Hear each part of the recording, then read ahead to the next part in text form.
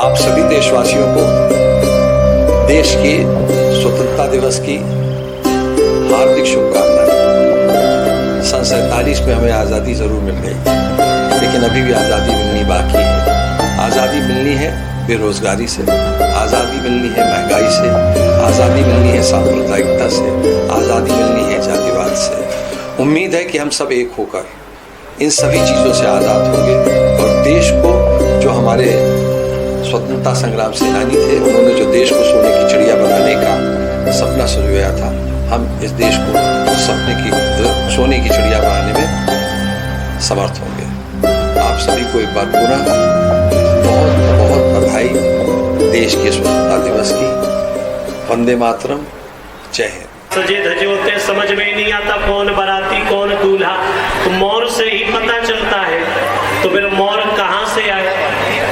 भगवान के गणों ने विचार किया कि मोर तो है नहीं। देखा कि बहुत सारे सर्प, भगवान शिव के कैलाश पर्वत पर सर्प ही सर्प है। तो सब सर्पों को बुलाया, इधर आओ तुम सब। जितने 5-5, 6-6 फुट के लंबे लंबे थे, सबको बुलाया, तुम सब इधर आओ। सब नाचते नाचते आए। बोले भैया क्या बात है? बोले देखो तुम सबका काम है। बोले ठीक है। तो भगवान के गणों ने उठाकर उन्हें आपस में बुन लिया, बुन के वो पहना दी, मोर बांध दी जटाओं के ऊपर, और जितने फन थे फनों को ऐसे ऊपर कर दिया। तो भगवान की वैसे तो निर्जीव मोर होती है, लेकिन शंकर भगवान की सजीव मोर बन गई। वो जो नाग थे, बड़े बड़े नाग, भगवान शिव की जटाओं के ऊपर ऐसे फन करके बड़ा सुंदर भगवान का स्वरूप बन गया। अब क्या किया जाए, विचार किया। तो जटा मुकुट अहि मोर सवारा। अब देखा कि हाथों में कुछ नहीं है, कानों में कुछ नहीं है, तो कुंडल पहनाने चाहिए। अब कुंडल कहाँ से आए? देखा जितने छोटे छोटे सांप थे, सुनहरे रंग के, सोने जैसे, उनको बुलाए, इधर आओ तुम सब। वो भी सब आए।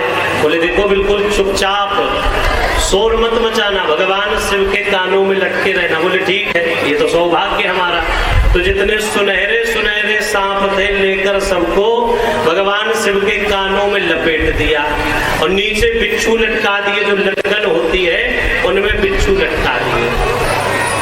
कुंदन कंकन पहिरे व्याला, तन विभूति पटके हरि छाला। कुंडल पहना दिए, कंकन पहना दिए। भगवान शिव अपना त्रिशूल लेकर और डमरू लेकर जब खड़े हुए, तब गणों ने देखा भी तो गड़बड़ है। ऊपर तो वो सहरा की जगह वो सब कुछ हो गया, जब कुंडल कंकन पहन लिए, लेकिन नीचे देखा तो सीताराम एकदम ऐसे ही, भगवान शिव कुछ पहनते ही नहीं थे। गण बोले देखो प्रभु, बारात में जाना है, दूसरे के यहाँ जाना है, ऐसे तो हंसी हो जाएगी। तो भगवान शिव बोले हम तो कुछ लगाते ही नहीं, तो क्या पहने? गण बोले देखो प्रभु, ये जो आपका बाघांबर है जिसमें आप बैठते हैं, आज यही लपेट लो, ऐसे अच्छा नहीं लगेगा। प्रभु बोले ठीक है, जब तुम सब कह रहे हो तो यही लपेट दो। तो वो बाघांबर गणों ने लेकर लपेट दिया, लेकिन वो बाघांबर बड़ा टाइट टाइट, वो फिर नीचे सरक गया। शंकर भगवान बोले हम इसीलिए नहीं पहनते, कौन साधेगा बार बार ये नीचे सरकेगा। तो गणों ने कहा प्रभु अब कुछ उपाय तो करना पड़ेगा। एक लंबा सा मोटा सा सांप प्रभु की बारात में जाने के लिए बड़ी जोर जोर से नाच रहा था, झूम रहा था। उसे बोला ये तुम इधर आओ। वो आया। बोले देखो ऐसा है, भगवान शिव के कमर में तुम्हें बंधना है, मटकना नहीं, बिल्कुल शांति से बने रहना। बोला ठीक है, हम तो बिल्कुल शांति से बने रहेंगे। भगवान शिव की कमर में बाघांबर के ऊपर लपेट के कस के बांध दिया, लेकिन ये बड़े चंचल स्वभाव का सांप था। वर्णन आता है जब बारात चली तो ये बार बार बारातियों भूत प्रेतों के बीच में बार बार खिसकले नाच करने लगे। बार बार भगवान शिव का बाघांबर खुलकर नीचे आ जाए। फिर गणों से बुला, अरे मना किया था तुझे, चल। फिर से वो आए, फिर से बांध दे। तो भगवान शिव की ऐसी अद्भुत लीला। अब देखा ऊपर से नीचे तक बाघांबर हो गया, सब कुछ हो गया। क्रीम पाउडर तो कुछ था नहीं। एक गण बोला हम व्यवस्था करते हैं। गया ताजी ताजी भस्म की राख पोटली में भर के ले आया, प्रभु के स्वरूप में। भगवान का स्वरूप है, भगवान गोरे हैं, ऊपर से वो भस्म लगा दी। सोचिए प्रभु का कितना सुंदर स्वरूप बना होगा। भगवान का स्वरूप कर्पूर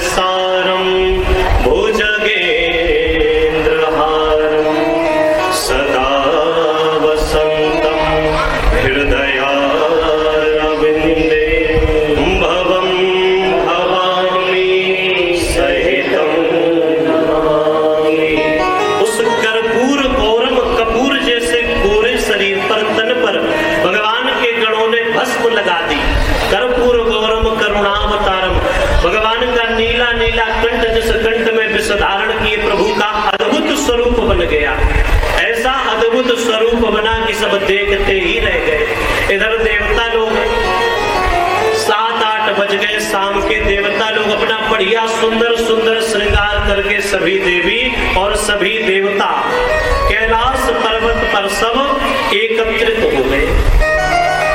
और देवताओं ने जैसे ही देखा भगवान शिव का ऐसा अड़भंगा स्वरूप, देखते ही देवताओं का मुख झुक गया।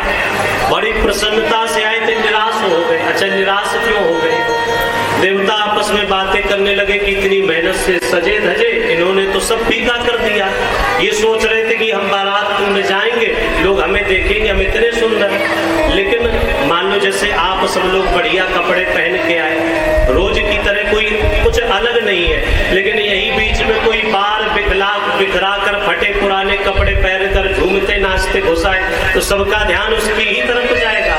तो बाराती इसी बात पर बेचारे दुखी हो गए कि हमें देखेगा कौन, इनका ऐसा अड़भंगा स्वरूप है, लोग इन्हें ही देखेंगे। अच्छा, जो देवियां थी, माताओं का एक स्वभाव होता है, दूल्हा देखने में बड़ा मजा आता है। किसी का भी दूल्हा हो, दूल्हा देखना है। तो देवियों ने कहा कि दूल्हा तो देख ले, दूल्हा है कहाँ? तो माताएं चुपके से गई भगवान शिव के स्वरूप को देखने के लिए। और जैसे ही भगवान शिव के स्वरूप को देखा, मुंह में हाथ रख लिया, बाप रे, ऐसा दूल्हा आज से पहले ऐसा दूल्हा देखा ही नहीं, ऐसा अद्भुत श्रृंगार। अच्छा, इस श्रृंगार को देखकर विष्णु भगवान ने बड़ा विनोद किया है। विष्णु भगवान ने ये नहीं कहा ये जो बारात है ये दूल्हे के लायक नहीं है, ये नहीं कहा कि बारात के लायक दूल्हा नहीं है, कि बारात इतनी सुंदर है। विष्णु भगवान कहते हैं कि दूल्हा इतना सुंदर है कि ये बारात ही लायक नहीं है। भगवान विष्णु कहते हैं कि देखो ऐसी बात है, अगर इनके साथ हम चलेंगे तो हमारी भी हंसी हो जाएगी। विनोद में कह रहे हैं, हंसी में। सभी देवताओं को, इंद्रादिक दिक्पालों को, सबको एकत्रित किया। भगवान नारायण ने कहा कि भैया ऐसा करो, यदि अपनी नाक नहीं कटवानी है तो हम लोग आगे आगे चलते हैं और ये इन्हें पीछे से आने दो। देवता बोले ठीक है प्रभु, जैसी आपकी आज्ञा। तो देवता और भगवान नारायण ब्रह्मा जी ये सब लोग आगे आगे चल दिए। नंदी ने देखा, नंदी दौड़ता दौड़ता भगवान शिव के पास पहुंचा। कहा सरकार, बाराती तो भाग गए, आप गए तो सबसे आगे आगे हम आपको ले चले। शंकर भगवान बोले जाने दो बारातियों को, हम लोग पीछे से चलेंगे। अच्छा, भगवान नारायण भगवान शिव के अंदर की बात जानते थे। नारायण भगवान समझते हैं कि ये जो महादेव है ये केवल देवी देवताओं के महादेव नहीं है, ये भूत प्रेत पिशाच न जाने किनके महादेव है। और जब तक ये देवता रहेंगे तब तक भूत प्रेत पिशाच आएंगे नहीं इनके डर से। तो भगवान ने सबको कैलाश पर्वत से आगे निकाल लिया ताकि इनके जो गण है, जो इनकी असली वाली बारात है, वो आ जाए। तो नंदी बोले प्रभु ऐसे तो बारात के बने यदि हम लोग जाएंगे तो लोग क्या कहेंगे, दूल्हा अकेला आ गया, क्योंकि जो असली बाराती तो वो तो पहले ही निकल लिए। भगवान शिव ने कहा कोई बात नहीं, अब अपने वाले बाराती बुलाओ। भृंगी बोला सरकार पहले तो कार्ड भेजा नहीं किसी को, वैसे अटेंडम कौन आ जाएगा?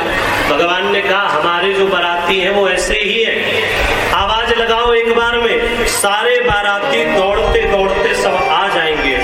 और जैसे ही वर्णन मिलता है भगवान शिव के गणों ने, भृंगी ने और नंदी ने तो तुहरी बजाई, तो जितने भी भगवान के गण थे, भूत प्रेत पिशाच डांगनी सांकनी चुड़ैल न जाने कौन कौन से, सबने दौड़ लगा दी।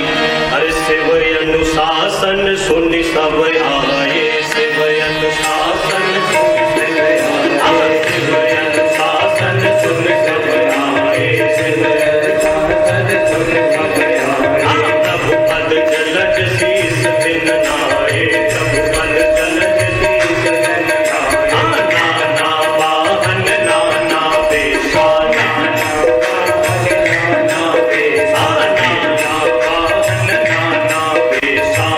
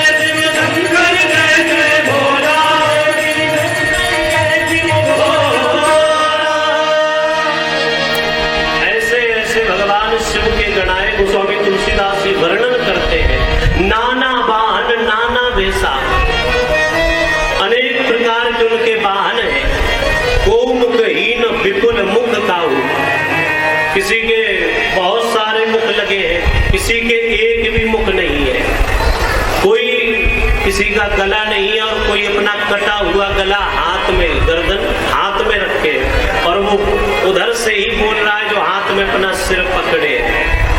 गोस्वामी तुलसीदास जी लिखते हैं और भी कैसे कैसे स्वरूप है। तन कीन को अति पीन पावन को अपावन गति धरे भूषण कराल कपाल कर सब सत्य सोनित तन भरे कर स्वान सुअर श्रृंगार मुख गण पेश अग्नित को गणे बहु दिनक प्रेत पिशाच योगी जमात वर्णत नहीं बने, जमात वर्णत नहीं बने, जमात वर्णत नहीं बने।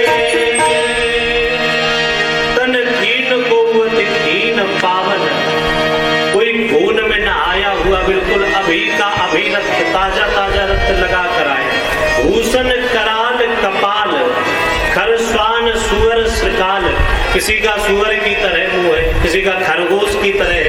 अनेक स्वरूप वाले भूत प्रेत पिशाच डाकनी साकनी सब एकत्रित हो गए भगवान के पुकार लगाने पर। चारों तरफ हर हर महादेव, हर हर महादेव, हर हर महादेव, चारों तरफ हर हर महादेव के नारे लगने लगे। जितने भी भूत प्रेत पिशाच सब एकत्रित हो गए।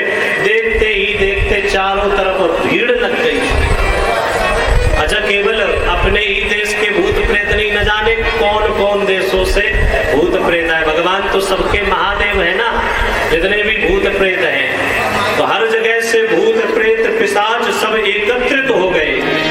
नाच ही गावहि गीत परम तरंगी भूत सब, देखत यति विपरीत मोलहि वचन विचित्र विधि। गोस्वामी तुलसीदास लिखते हैं बोलहि वचन विचित्र अति, न जाने कौन कौन सी भाषा सब बोल रहे हैं। कोई बम बम, कोई न जाने क्या क्या, हर हर बम बम जय शिव शंभो सब हर हर महादेव करके नारे लगा रहे हैं। जस दूलहु तसी बनी बराता कौतुक विविध हो ही मग जाता। भगवान शिव की बारात चल दी, बड़ा अनेक प्रकार का कौतुक हुआ। मार्ग में जितने भी गांव थे, जब बच्चे और बूढ़े देखते हैं कि वहां दूर से जब बारात चली आ रही तो चारों तरफ धूल ही धूल आकाश में उड़ती हुई दिखाई पड़ रही। जितने भी मार्ग में गांव है, लोग सोच रहे कहीं आंधी आ गई, लगता बड़ा बवंडर कोई तूफान आ रहा है, तो सारे गांव के गांव खाली हो गए डर के मारे। भगवान शिव की बारात चल पड़ी हिमालय के यहाँ। आइए सुंदर सा भजन भगवान शिव की बारात का श्रवण करते हुए हम लोग भी बारात में सम्मिलित होते हुए आगे बढ़ते